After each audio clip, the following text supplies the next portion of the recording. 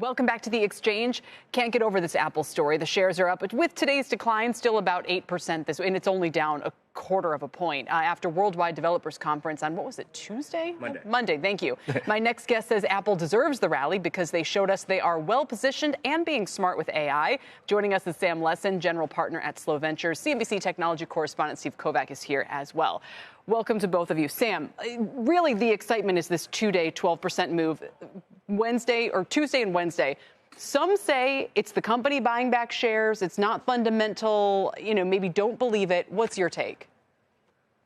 Look, I mean, I've been saying for 2 years that the AI boom is going to benefit the incumbents. And we know what Meta's play is. We know what Google's play is. The big question has been Apple. Siri has been way behind in a lot of ways. And what this developer conference showed, which is, I think their best developer conference in a long time, was, they're not distracted by Vision Pro.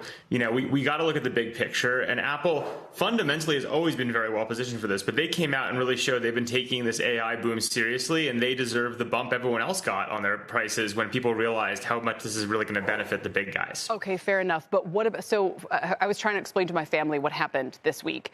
And, when OpenAI came on the scene, I could say, check this out. Look what ChatGPT can do. It can write a poetic scavenger hunt and so forth.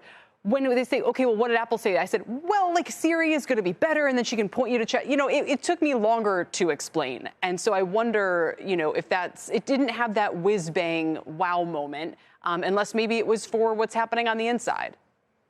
Yeah, I mean, I personally think it did. I agree with you that it's a little bit harder to explain. But in the end of the day, the way I look at this is what is the real advantage that Apple has? It has distribution, it has devices everywhere, it holds all the things. It also has all of your data, right? And what they previewed in this developer conference is that all of a sudden Siri is going to be able to truly do the 95% of AI-driven tasks that actually matter every day, which are far more butler-like. When's this flight coming in? How's this happening? The actual practical things you use. And I think it's going to be a really, really big opportunity. I'd say the other thing to keep in mind is we've been saying all along that this is all, people talk a lot about the technology differentiation, things like that. This is going to come down to who has the data and who has the distribution. And, people are lauding this as a great deal for OpenAI. I don't see it. What I see is that Apple just front-ended them and put them in a little box. And that point of leverage is enormous, right? That Apple's going to have as kind of the tip of the spear of where, the higher end stuff actually goes. So I just think this is an incredibly good set of announcements for them, showing they haven't been ignoring this. They're not, they're not just the only giant that hasn't taken AI seriously. They've actually been doing a lot of great work. There's really exciting previews of really cool, valuable, useful, real products. And my God, are they well positioned to control the ecosystem long term? Interesting. Steve, react to that.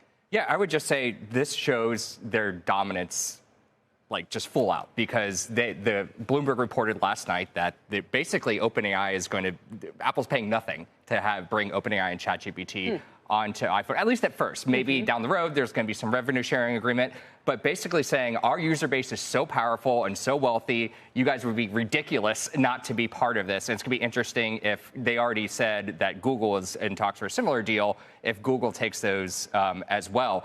What also came out last night is, OpenAI is going to have to either eat the cost or work with Microsoft, because while so much of what was talked about on Monday was this is Apple, this is private, we use our own secure servers, as soon as you use one of these other chatbots, it's starting with ChatGPT, likely Gemini, I'm sure a number of others by this time next year are going to be there, it's going to go off into whatever cloud those particular services use. In this instance, it's Microsoft. It's all Microsoft. So anytime you're using ChatGPT within the iOS ecosystem or a Mac or iPad, it's asking Microsoft, and that costs money. Either Microsoft has to pay for that, or OpenAI has to pay for that, or OpenAI has to kind of take credit from the Azure credits it has from Microsoft to do it. So it's a really complicated picture there. Go ahead, Sam.